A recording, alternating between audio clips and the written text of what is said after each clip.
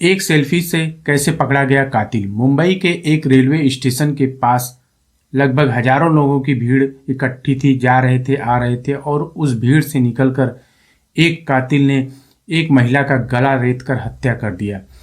वो महिला वहीं तड़प कर गिर गई और पब्लिक जो थी वहाँ पे उसने उस कातिल को न तो रोका और न टोका। वो बड़े ही आराम से और इत्मीनान से कत्ल करके वहाँ से चला जाता है। उस महिला को आनंद फानंद में हॉस्पिटल ले जाया जाता है, जहां उसकी मृत्यु हो जाती है। आखिर वो महिला कौन थी जिसको उस कातिल ने मार दिया?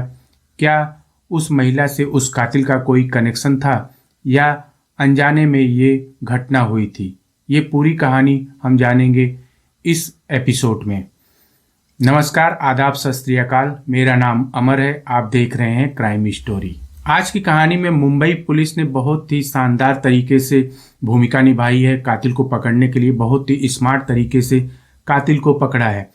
मुंबई पुलिस की जितनी तारीफ की जाए उतनी कम है।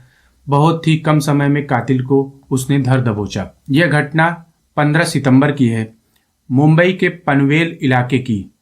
पनवेल इलाका जो मुंबई का होता है, न्यू पनवेल इलाका जो स्टेशन पे पड़ता है, स्टेशन के बाहर, वहाँ ऑटो स्टैंड जो होता है, ऑटो स्टैंड के पास ही ये हत्या की गई होती है उस महिला की। 15 सितंबर की बात है। ये 15 सितंबर को रात को लगभग 10 साढ़े 10 बजे की ये घटना है। 29 साल की एक महिला जो कि आराम से अपना ड्यूटी करके दफ्तर का काम निपटा के जा रही थी, जैसे ही पनवेल के पास ऑटो स्टैंड के पास पहुंचती है, तभी अचानक से वहां घात लगाकर पहले से ही बैठा हुआ कातिल एक बड़ा सा चाकू लेकर भीड़ से निकलता है और उसका गला रेत कर चाकू को वहीं पर फेंक कर बहुत ही आराम से इत्मीनान से वहां से चला जाता है। तब वहां पे जो पब्लिक होती है वो हड़बड़ा जाती है। घबराहट में पुलिस को फ़ोन किया जाता है और एम्बुलेंस को बुलाकर उसको तत्काल हॉस्पिटल भेजा जाता है। लेकिन हॉस्पिटल पहुंचते ही से पहले ही उसकी मौत हो जाती है। पुलिस जो है वो तफ्तीश करती है लाश का।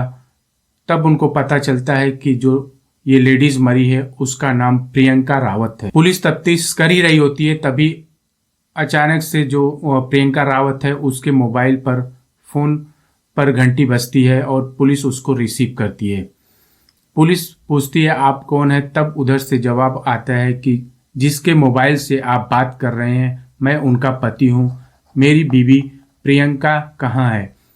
तब पुलिस उसको इत्मीनान से बताती है कि आपकी बीवी जो है उसका मर्डर हो गया है, आप इस हॉस्पिटल में आ जाइए जहाँ पर उसको लेके गए थे। जिस हॉस्पिटल में पुलिस ने उसको उसी हॉस्पिटल पर बुलाते हैं उसके पति को। उसके पति का नाम देवव्रत सिंह होता है। देवव्रत सिंह हड़बड़ाहट में अपने पूरे परिवार के साथ उस हॉस्पिटल में पहुंच जाते हैं प्रियंका रावत को देखने के लिए कि अचानक से वो सुबह ड्यूटी गई थी और क्या हो गया कि शाम को उसका कत्ल हो जाता है। अब जो है ये देवव्रत जो हैं वो एक मल्टीनेशनल ई कॉमर्स कंपनी में टीम लीडर के रूप में काम कर रहे थे। हत्या वाले दिन वो घर पे ही थे, हत्या वाले दिन वो बाहर नहीं गए थे। अब पुलिस जो है इस केस का जो है तहकीकात करना स्टार्ट करती है, इंक्वायरी करना स्टार्ट करती है। तो इनके घर वालों से पहले पूछती है, देवव्रत सिंह के घर वालों से एक एक करके पुलिस अपना तहकीकात करती है, पूछती है। जब पुलिस तहकीकात करती है तो घर वाले जो होते हैं वो कुछ भी बताने लायक नहीं होते हैं उस हालत में, और ना ही उनको कुछ पता होता है ऐसा कुछ कि जैसे किसी पुलिस वालों को इसका क्लू मिल जाए, कातिल का क्लू मिल जाए। ऐसा कुछ जो भी पुलिस ने सवाल जवाब किए उसमें वो बताने लायक नहीं थे। कुछ खास उन्होंने नहीं बताया। उन्होंने बोला कि हमारा किसी से कोई झगड़ा झंझट नहीं था, कोई लड़ाई नहीं था, कोई दुश्मनी नहीं था, तो हमें कुछ भी आइडिया नहीं है कि ऐसा कैसे हो गया और ऐसा किसने कर दिया। उसके बाद देवव्रत जो है उनको बुलाया जाता है, उनसे पूछताछ होती है देवव्रत से। तो देवव्रत जो है वो भी मना करते हैं कि हमें भी कुछ नहीं पता। जब मैंने रात को लेट हो गया था, मेरी बीवी घर पर नहीं आई, तब मैंने लगभग 11 बजे के आसपास फ़ोन किया घबरा के कि क्या हो गया, रोज़ 10 साढ़े 10 बजे आ जाती है, आज 11 बज गया नहीं आई। तो इसलिए मैंने फ़ोन किया था और फ़ोन आपने उठाया और जो भी बात हुई थी वो आपको अच्छी तरह पता है। तो पुलिस ने देवव्रत का भी स्टेटमेंट ले लिया वहाँ पे। अब जो ये पुलिस है ये फर्स्ट एंगल से जांच करती है। जो फर्स्ट इनका होता है ऐसे भीड़ भाड़ जगह में जो मर्डर होता है, मिस्टैटिक आइडेंटिटी का घटना मानकर ये पुलिस इस पे तहकीकात करना स्टार्ट करती है, इसमें खोजबीन करना स्टार्ट करती है। मिस्टैटिक आइडेंटिटी का मतलब होता है कि गलती से हो सकता है कातिल किसी और को मारना चाह रहा हो भीड़ में, लेकिन हत्या किसी और की हो जाती है। आखिर वो लेडीज आराम से ड्यूटी करके घर आ रही थी, उसकी किसी कातिल से क्या दुश्मनी हो सकती है कि उसकी हत्या हो जाए। तो पुलिस इस एंगल से सोच रही थी कि गलती से भी हो सकता है ऐसी घटना को अंजाम दिया जा गया होगा। तब उसके बाद सीसीटीवी कैमरे फुटेज वहाँ के जो ऑटो स्टैंड होता है पनवेल का, वहाँ पे वो जो है सीसीटीवी कैमरे को निकाल कर चेक करने लगती है।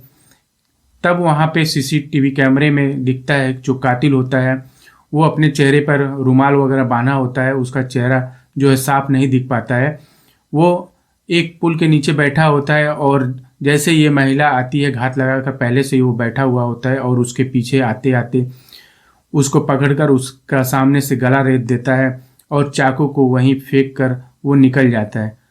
पुलिस जो है उस कातिल को देख तो लेती है लेकिन उसका चेहरा पहचान नहीं पाती है, जिससे पुलिस की जो है मुश्किलें और बढ़ गई थी कि कोई सबूत नहीं था। कातिल भी जो है चेहरा ढका हुआ था, उसको भी नहीं पहचान पाई थी पुलिस। तो पुलिस के लिए एक बड़ी चुनौती थी यहाँ पे, मुंबई पुलिस के लिए। अब देवव्रत से पूछताछ होती है, थोड़ा सा सख्ती से पूछताछ होती है, फिर भी देवव्रत कहता है कि आप मुझ पे अगर शक कर रहे हैं तो ये आप गलत कर रहे हैं। मैं अपनी बीवी से बहुत प्यार करता था और हम लोग अच्छे से खुशी खुशी रहते थे। आप चाहे तो पड़ोसियों या किसी से भी पूछ लीजिए थे, हमारे कोई लड़ाई झगड़ा ऐसा कुछ नहीं था बीवी से।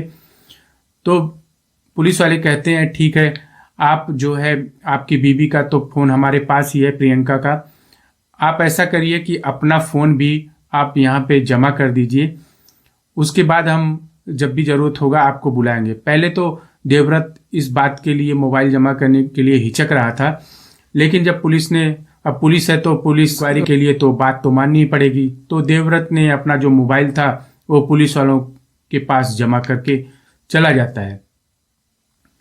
अब पुलिस वाले जो होते हैं वो देवव्रत के मोबाइल को ओपन करते हैं और उसको चेक करते हैं, उसको अंदर का जो भी होता है फुटेज वगैरह, फोटो वगैरह, वीडियो वगैरह, उसको व्हाट्सएप वगैरह उनको चेक करते हैं। अब पुलिस को उसमें एक आपत्तिजनक फोटो एक दूसरी औरत के साथ मिलता है देवव्रत का। तो पुलिस का माथा थोड़ा टनकता है कि ये शादीशुदा था और ये दूसरी औरत के साथ इसका कुछ फोटो वगैरह, इसमें सेल्फी वगैरह है आपत्तिजनक में। तो ये औरत कौन है और इसका देवव्रत के साथ क्या कनेक्शन है। अब थोड़ा सा पुलिस का दिमाग ठनकता है, देवव्रत पर थोड़ा सा शक और गहराने लगता है इस बात पे। तब अगले दिन देवव्रत को बुलाया जाता है और देवव्रत से पूछा जाता है मोबाइल के बारे में कि मोबाइल में ये जो दूसरी औरत है ये कौन है और इससे आपका क्या संबंध है। पहले तो देवव्रत हिचकता है, नहीं बताता है सही, लेकिन कुछ टाइम बाद वो बताता है कि ये जो लड़की है जिसके साथ मेरा फोटो है इसका नाम निकिता मादकर है, ये भी मेरी बीवी है। कुछ महीने पहले ही हमारा प्यार हुआ था निकिता मादकर से और उसके बाद मैंने पिछले महीने ही इससे मंदिर में शादी कर लिया। ये बात सुनकर पुलिस काफ़ी हैरान हो जाती है और पुलिस को अब ये लव एंगर केस लगता है और इसमें देवव्रत की भूमिका पुलिस को अहम लगती है। अब पुलिस जो है निकिता, जो इसकी दूसरी बीवी है, उसको वहाँ थाने पर बुलाती है पूछताछ के लिए। निकिता को जब थाने पर बुलाया जाता है तो निकिता आती है और वो भी इस बात से इनकार करती है कि ऐसा कुछ नहीं था, हमने तो इस केस को जो हमने रात में सुना कि ऐसा मर्डर हो गया है, हमें कुछ इसके बारे में नहीं पता था।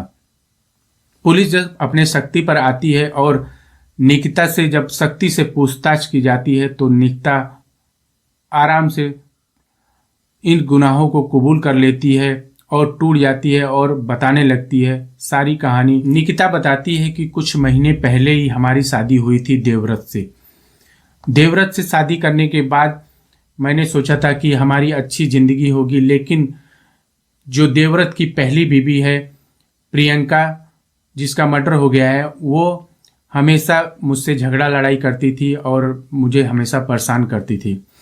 मेरी हमेशा जब भी उससे फ़ोन पे या चाहे जैसे भी मुलाकात या बात होती थी, वो हमेशा, तब मुझे लगा कि मैं अपनी लाइफ अच्छी तरह से नहीं जी पाऊंगी, मैं देवव्रत के साथ नहीं रह पाऊंगी। ये सब मेरे दिमाग में चल रहा था। निकिता काफ़ी परेशान थी इस बात को लेकर, इस झगड़ों को लेकर। प्रियंका से काफ़ी मनमुटाव हमेशा उसका बना रहता था। निकिता एक प्राइवेट टीचर है, प्राइवेट ट्यूटोरियल के लिए काम करती है, बच्चों को पढ़ाती है, प्राइवेट ट्यूशन वगैरह देती है।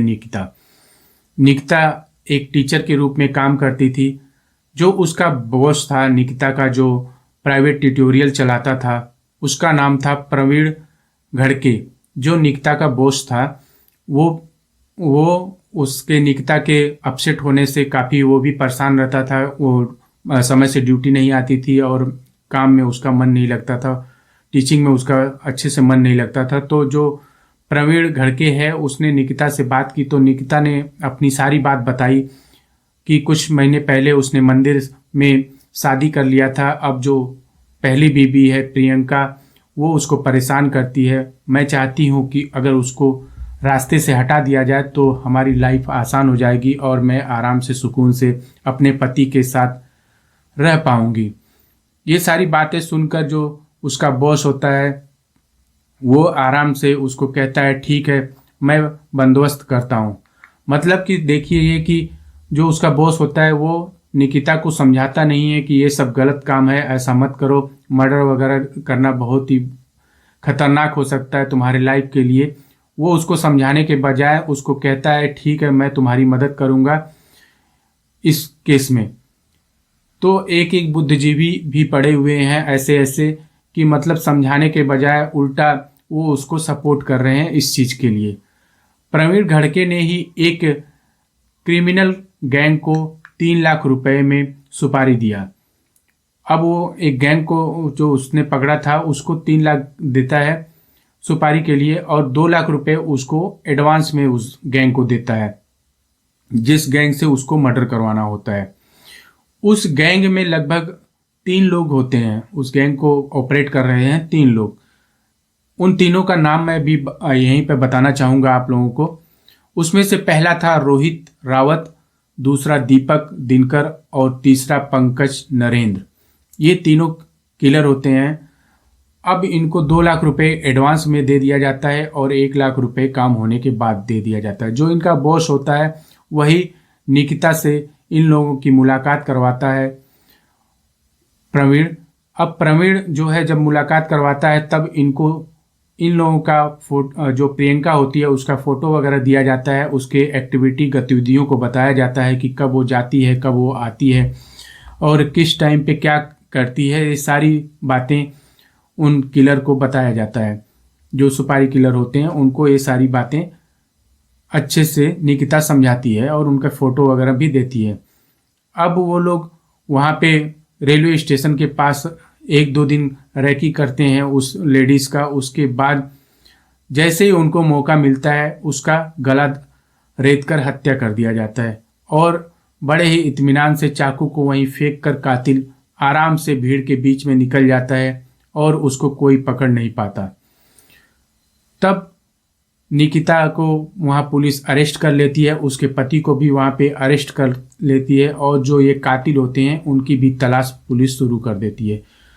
तो मुंबई पुलिस ने बड़े ही शानदार तरीके से जो इसके पति हैं प्रियंका के, उसके मोबाइल से फुटेज जो देखा था उसके शक के आधार पे ही पूछताछ और छानबीन शुरू किया था, जिससे कातिल का बड़े ही आराम से पुलिस ने पता लगा लिया। जो इसकी दूसरी बीबी थी उसके बारे में उस मोबाइल से ही पता चला। अगर मोबाइल के फुटेज नहीं देखते तो शायद ये उसकी बीवी का पता नहीं चलता, जो दूसरी बीवी थी निकिता। तो ये सारी कहानी खुल नहीं पाती। तो ये जो मर्डर हुआ है इसमें अहम भूमिका निकिता और उसके पति का था, जो दोनों को पुलिस ने जेल में डाल दिया है।